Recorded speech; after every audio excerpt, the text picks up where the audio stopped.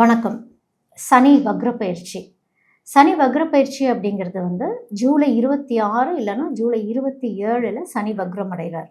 அதோட டிசம்பர் 10, 11ல் திரும்பவும் வக்ரம் அடைஞ்ச நிலையிலிருந்து சாதாரண நிலைக்கு மாறிடுவார் அப்படிங்கிறது தான். இந்த சனி வக்ர பயிற்சி யாருக்கெல்லாம் நல்லது பண்ணும், யாரெல்லாம் இன்னும் ரொம்ப ஜாக்கிரதையா இருக்கணும் அப்படின்னா, ஒரு சில ராசிக்காரர்கள் கொஞ்சம் ஜாக்கிரதையா இருந்துக்கிறது அப்படிங்கிறது நல்லது. சனி வக்ர பயிற்சி காலங்களில் எடுக்கக்கூடிய முடிவுகள் தெளிவாக எடுக்கணும் அப்படிங்கிறது தான். இந்த சனி வக்ர பயிற்சி அதிக தாக்கத்தை யாருக்கு கொடுக்க போகுது, எந்த மாதிரியான ராசிக்காரங்களுக்கு கொடுக்க போகுது அப்படின்னு பார்க்கும் பொழுது, மேஷம், கடகம், கொஞ்சம் கன்னி, மகரம், கும்பம், மீனம், இந்த 6 ராசிக்காரர்களுக்கும் தாக்கம் கொஞ்சம் அதிகமாகவே இருக்கும் அப்படிங்கிறது தான். அது என்ன விஷயமா இருக்கும்னா, இப்போ நீங்கள் முடிக்காமல் விட்ட கடமை என்னவா இருக்கும் அப்படின்னு ஒன்று இருக்கும். கம்ப்ளீஷன், எதை நீங்கள் கம்ப்ளீட் பண்ணல அப்படிங்கிறது ஒன்று இருக்கும். யாரோடைய நம்பிக்கையை நீங்கள் இழக்க வச்சிங்க, யாருக்கு போய் நீங்கள் நம்பிக்கை கொடுக்க வேண்டியது இருக்குது அப்படிங்கிற ஒரு விஷயத்த சொல்லும். யாரோட உழைப்பையாவது நீங்கள் மதிக்காமல் போயிட்டீங்க அப்படின்னா, அந்த உழைப்பு மதிச்சிங்களா இல்லையா, ஒரு மறுபரிசீலனை பண்ணிட்டு வாங்க அப்படின்னு சொல்கிறது.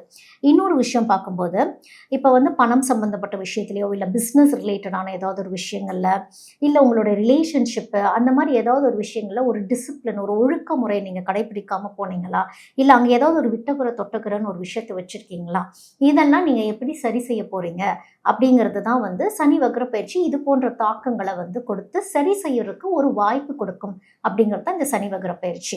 இப்போ ஒவ்வொரு ராசிக்கும் இந்த சனி வக்ர பயிற்சி என்ன செய்யுது அப்படிங்கிறத நம்ம பார்க்கலாம். சிம்ம ராசிக்காரர்களுக்கு இந்த சனி வக்ர பயிற்சி என்ன சொல்வார் அப்படின்னா, பொதுவாகவே சிம்ம ராசி அப்படின்னாலே சூரியன் ஆளும் ஒரு இடம் அப்படிங்கிறது தான். இந்த சூரியன் அப்படின்னாலே பதவி, பொறுப்பு, நம்மளுடைய தந்தை, அரசியல், ஒரு அங்கீகாரம், அதாவது ஒரு பெரிய பொறுப்பில் இருக்கணும், அந்த லீடர்ஷிப் ஸ்கில் அப்படிங்கிறது தான் இந்த சிம்ம ராசிக்கு சூரியன் சொல்லக்கூடிய ஒரு விஷயம். இங்கே சனியோடைய வேலை என்ன அப்படின்னு பார்க்கும் பொழுது, நீங்கள் புகழில் இருக்கலாம், இதெல்லாம் எதிர்க்கிறதுக்காக சனி வரலை அப்படிங்கிறது தான். இதெல்லாம் சமநிலையாக நீங்கள் பார்க்குறீங்களா அப்படிங்கிற விஷயத்தை தான் பாடமாக கற்பிக்கிறதுக்கு சனி ஆல்ரெடி வந்துட்டார். உங்களுக்கு ஆல்ரெடி அஷ்டம சனிலேயே பல விஷயங்கள் உங்களுக்கு சொல்லி கொடுத்துருப்பாரு.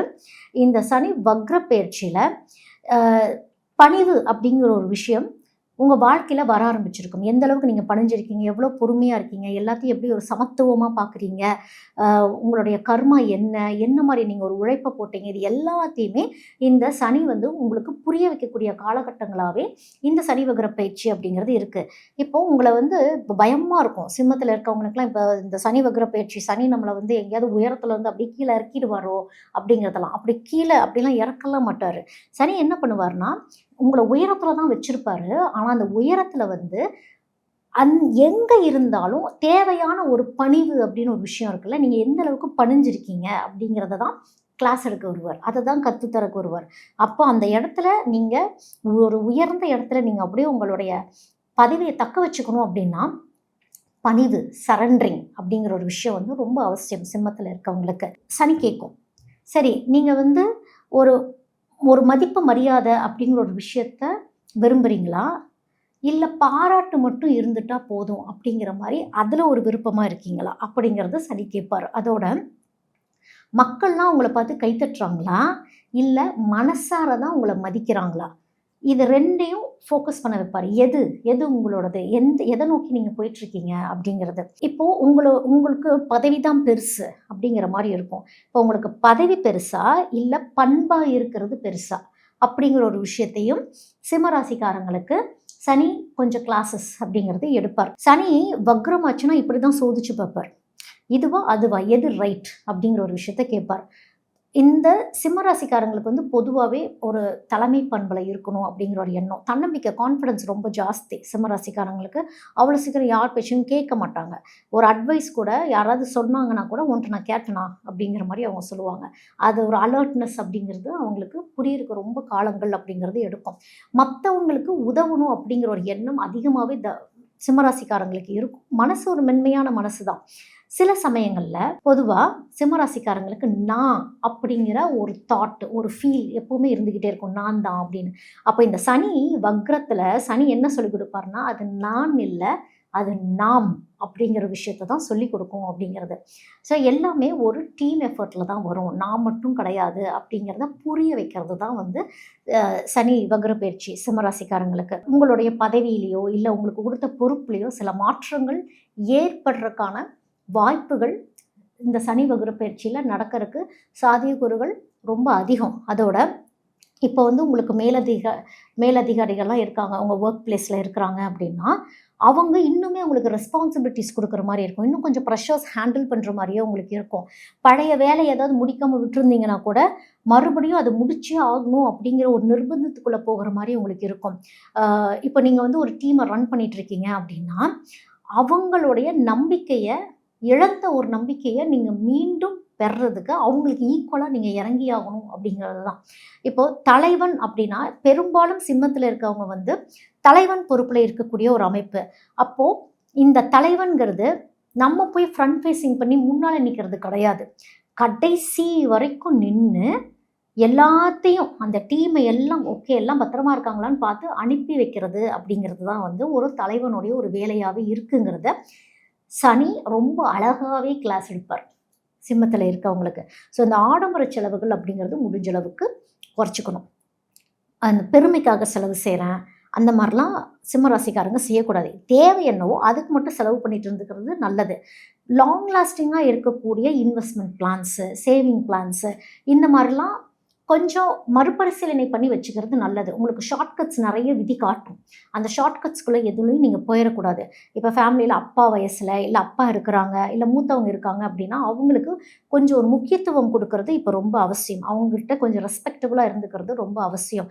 நான் சொல்கிறது தான் சரி அப்படிங்கிற மாதிரிலாம் இருக்கக்கூடாது. மற்றவங்களுடைய கருத்தையும் கேட்குறது நல்லது.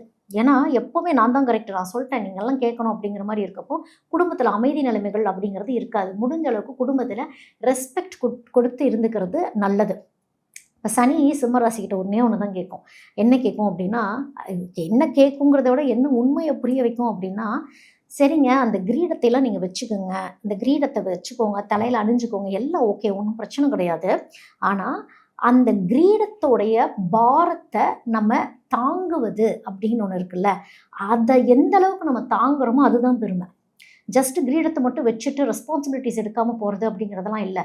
ஏன்னா ஒரு கிரீடம் அப்படிங்கிறது ஒரு சுமையே, அதையும் வந்து புரிஞ்சுக்கிட்டு நம்மளுடைய ரோல் என்ன அப்படிங்கிற ஒரு விஷயத்த சிம்மம் புரிஞ்சுக்கணும். ஏன்னா நீங்கள் எல்லாத்தையுமே ஒரு பாதுகாத்து ஒரு அரவணைச்சு நல்லபடியாக கூட்டிகிட்டு போகிற ஒரு இடத்துல சிம்மம் இருக்கீங்க அப்படிங்கிறது தான். ஸோ உங்கள் பேர் வெளிவராமல் மற்றவங்களுக்கு உதவி பண்ணுறது நல்லது. நான் தான் செஞ்சேன் புகழுக்காக செய்கிறேன் அப்படின்னா இந்த புகழுக்காக செய்யாமல் கருணைக்காக நீங்கள் செய்யணும் அப்படிங்கிறது தான் சனி உங்கள்கிட்ட எதிர்பார்ப்பார். உங்களுடைய நானே எல்லாம் எடுத்து நடத்துகிறேன் அப்படிங்கிற மாதிரி இல்லாமல் ஃபேமிலியில் கூட உங்களுடைய பொறுப்புகளை எல்லாத்துக்கும் கொஞ்சம் ஷேர் பண்ணி கொடுங்க, உங்கள் வேலையை ஷேர் பண்ணி கொடுங்க. அப்படி இருக்கப்போ தான் ஒரு குடும்ப அமைப்பாகட்டும் உங்களுடைய ஒர்க் பிளேஸ் ஆகட்டும் எல்லாமே கொஞ்சம் ஆரோக்கியமாக இருக்கும். ஃப்ரண்ட் ஃபேஸிங் பண்ண உங்களுக்கு யாரெல்லாம் ஹெல்ப் பண்ணாங்களோ அவங்க எல்லாமே சனி தான். அந்த சனிங்கிறது என்னன்னா அந்த உழைப்பு போட்டவங்க, அந்த உழைப்புக்கு நம்ம மரியாதை கொடுக்கறது அப்படிங்கிறது தான். காலையில் சூரிய நமஸ்காரம் அப்படிங்கிறது கண்டிப்பாக சிம்மராசிக்காரங்க பண்ணணும். சாயங்காலம் இல்லை காலையில் எங்களால் பண்ண முடியலன்னா ஒரு சாயங்காலம் ஒரு ஈவினிங் டைம் கூட ஒரு அமைதியாக உட்காந்து ஒரு 5:30 மணிக்கு அப்புறமா தியான முறைகள் நீங்கள் மேற்கொள்ளும் பொழுது எப்படியாவது சூரிய கதிர்கள் அப்படிங்கிறது நீங்கள் வாங்கணும், அந்த சரண்டரிங்குள்ளே நீங்கள் போகணும் அப்படிங்கிறது தான். ஏன்னா சனியை பொறுத்த வரைக்கும் எல்லாத்தையும் சமமாக பார்த்துடணும், அந்த ஒழுக்க நிலைக்குள்ளே நீங்கள் போயிடணும் அப்படிங்கிறது தான். வாரத்தில் ஒரு முறையாவது எதிர்பார்க்காம நீங்கள் மற்றவங்க நன்றின்னு சொல்கிறது எதிர்பார்க்காம உதவி செஞ்சீங்கனாலே சனி உங்களுக்கு பெரிய நல்ல காரியங்கள் செய்யும். இந்த சனி வக்ர பயிற்சியில் சூரியனார் கோயிலுக்கு நீங்கள் போயிட்டு வாங்க. சனிஸ்தலங்களுக்கு போகிறத விட சூரியனார் கோயிலுக்கு போயிட்டு திருவண்ணாமலையில் இருக்க சிவபெருமானை நீங்கள் வழிபாடு பண்ணிட்டு முடிஞ்சால் ஒரு கிரிவலம் போயிட்டு வர்றது அப்படிங்கிறது சிம்மராசிக்காரங்க. அதாவது உங்கள் ஹெல்த்தையும் பார்த்துக்கணும். எனக்கு ஹெல்த்து சரியில்லை நீங்கள் சொல்லிட்டீங்க அதனால நான் திருவண்ணாமலை வந்து கிரிவலம் போனேன்னு சொல்லக்கூடாது. ஹெல்த் நல்லபடியாக இருந்துச்சுன்னா நீங்கள் தாராளமாக கிரிவலம் போயிட்டு, இல்லைன்னா பக்கத்தில் இருக்க சிவன் ஸ்தலங்களில் போய் வழிபாடு பண்ணிட்டு வரும் பொழுது இந்த சனி வக்ர பயிற்சி கொஞ்சம் ஸ்மூத்தாக போகிற மாதிரி உணர்வீங்க. சனி வக்ரம் அப்படின்னா என்ன? ஏற்கனவே சனி மீன ராசியில் தான் இருக்கிறாரு. அந்த மீன ராசியிலிருந்து முன்னோக்கி, ஏன்னா சனி பொதுவாகவே மெதுவாக நகரக்கூடியவர் அப்படிங்கிறப்போ இது முன்னோக்கி நகர்ற மாதிரி தெரியாம பின்னோக்கி போற மாதிரி தெரியும் அப்படிங்கிறது தான் சனி வக்ர பயிற்சி. அந்த பின்னோக்கிங்கிறது சனி எங்கேயும் நகரல.